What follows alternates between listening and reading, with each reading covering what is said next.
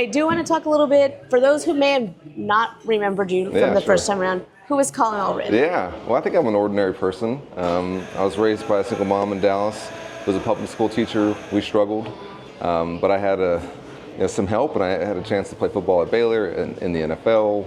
I went to law school and became a civil rights lawyer. I served in Congress and worked for actually your former mayor, Julian Castro, in the Obama administration.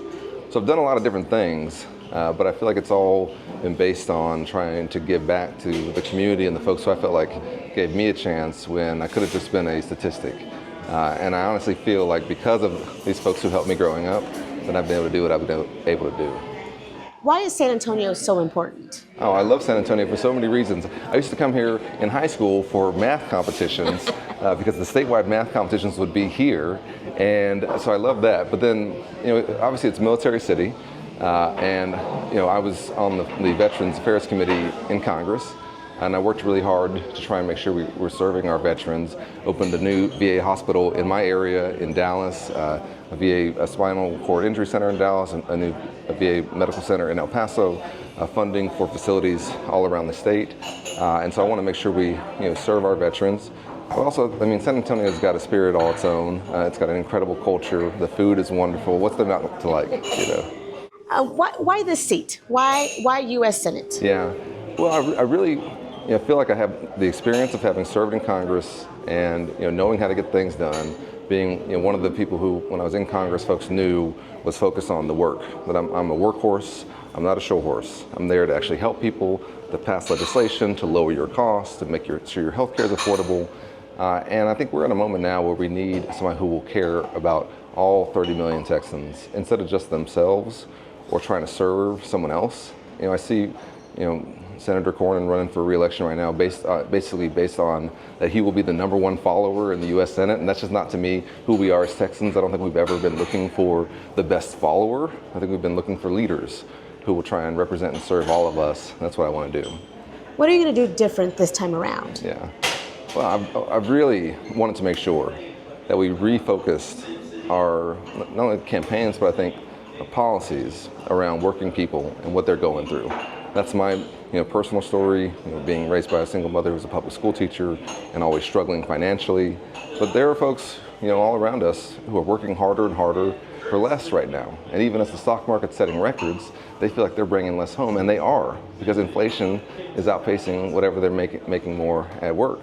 And so I think we have to make sure that we speak to that and speak to how we can make life more affordable for Texans, make it a little bit easier for working families.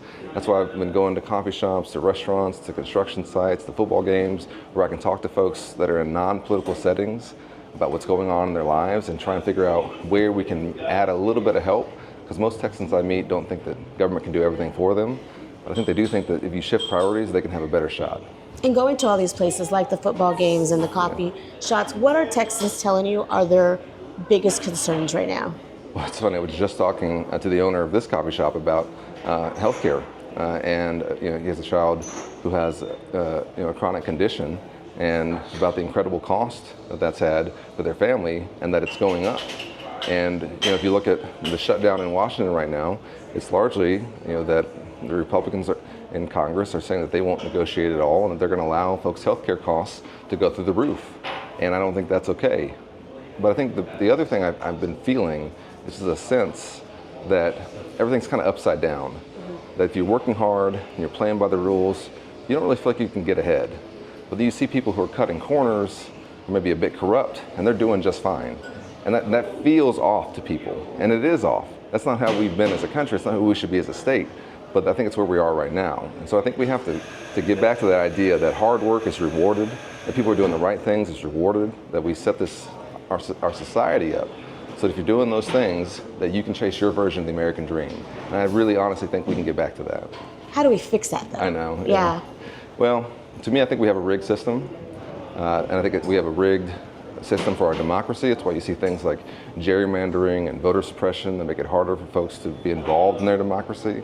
I think we have a rigged economy that is rewarding the very top and leaving the folks who are making so much of this wealth possible, leaving them on the short end of the stick.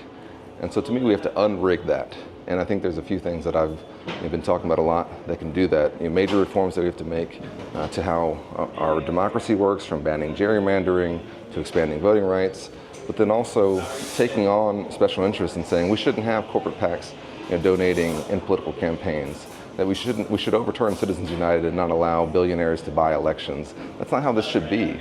It shouldn't be that they can drown out the voices of ordinary folks like my mom, who can only give $10 a month to a candidate. But that $10 from her is going to mean more to her than a huge contribution from someone who has all the money in the world.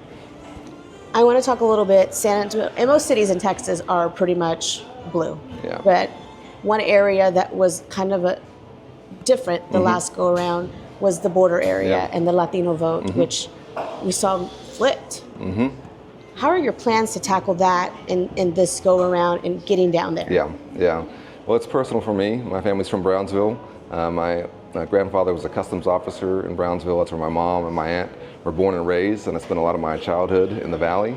And so I always take it personally when I feel like people are using South Texas and the Valley as kind of a place just to point out problems, but not actually be a part of solving them. So if you want to point out problems with the immigration system, okay, but then what are you going to do to try and solve it, right? And so I've always been focused on that. But I think there's no substitute for just showing up. And I think what a lot of folks were looking for in the last election was somebody who could make their groceries a bit more affordable, to make life a bit easier. And they were sold basically a bill of goods that the president was going to do that. But Donald Trump was lying to them when he said he was going to make inflation go away on day one, when he said he was going to bring back an economy that was going to work for them. In fact, the intention apparently was always to just stick it to working people even more so you can cut taxes again for the wealthiest folks out there. So I think what I've been doing when I go to the Valley and in South Texas is talking to people about that and saying, listen, I understand hoping that somebody was going to do that, but they were lying to you. But here's what I know that we can do to lower your costs. I want to get kind of your opinion on a couple of things currently going on right now. As someone who's formerly from Congress, we're in a shutdown, and the president is building a ballroom. Yeah. A lot of people have an opinion on that. I'd like to hear what your thoughts are as somebody who's been there. Yeah. I just took coffee and donuts to TSA agents at Love Field in Dallas this morning, because this is the first week now where they've gone a full pay period without being paid. They had a half pay period and now a full pay period. So that we're talking about 3 weeks without being paid. And most working people can't go 3 weeks without a paycheck. And so I'm trying to bring them breakfast because they're still having the cost of going to work, but they're not getting paid. And at the same time, to see the president tearing down the East Wing of the White House, with no process, no consulting with experts, just knocking it down like it's some kind of junk house that you bought, with the plans to put in a ballroom that's going to cost $300 million. I'm like, I don't even know how out of touch you can possibly be. And what are you going to do, be sipping champagne while folks are out there struggling?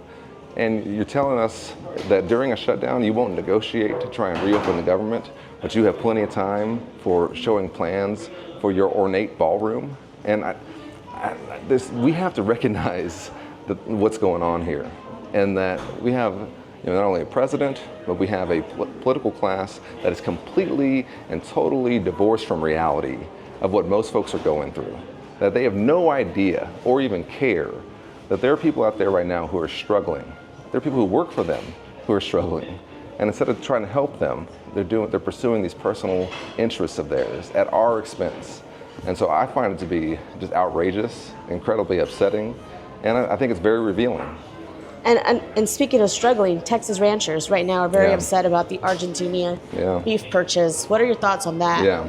Well, listen, this is a huge part of our economy, and it's really important. It's part of our history as well. I mean, we've got such a wonderful history as a state, being a ranching area. And I'm from Dallas, and Fort Worth, of course, is that's sort of been their calling card for over a century, right? As being the gateway to the West and the ranching industry. And I think when I see the president basically tweeting at ranchers who are upset and saying, you must not be smart enough to know what I've done for you, I just think there's a complete lack of respect for the hard work that goes into making sure that burger you're having, or that steak that you're having, or those enchiladas that you're having, that was raised right, that there's quality that's put into that, there's a lot of effort that went into that there are jobs tied to it. And that's the biggest thing I think that you have to remember, is that when you flood our markets with some kind of foreign product, you put at risk your own domestic market, right? And so yes, we need to bring down the cost of beef, which is way too high, but the way you do it can't be at the expense of our own ranching industry, and that's what I'm worried about.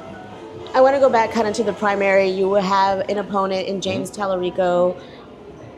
Why should Democrats choose you over him? Yeah, I'm focused on who's going to win, and I know that I can win this election and make sure that we don't have Ken Paxton or John Cornyn or whoever representing us. You know, I've won tough races. I got into Congress by beating a 22-year incumbent who had been there so long that he didn't have an opponent the year before I ran against him, but we were able to beat him. Had tough re-elections. I've shown that I know what it takes to do that, and I think that the voters that we have to bring in are the same voters that I'm making sure that we're speaking to every single day, which is working class folks who are, I think, working hard and wondering whether or not their elected officials see them. Do you understand what we're going through? Well, that's my story, and I do see them. I want to serve them in the Senate.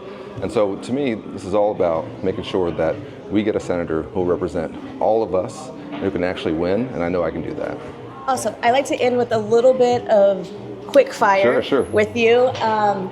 Ready? Sure. Favorite sports team? Cowboys, I guess. You guess? Yeah, I know, yeah. It's a love-hate relationship, right? Well, I played against them, yeah, so it's a little harder. Favorite place to visit in Texas? Favorite place to visit? The Valley.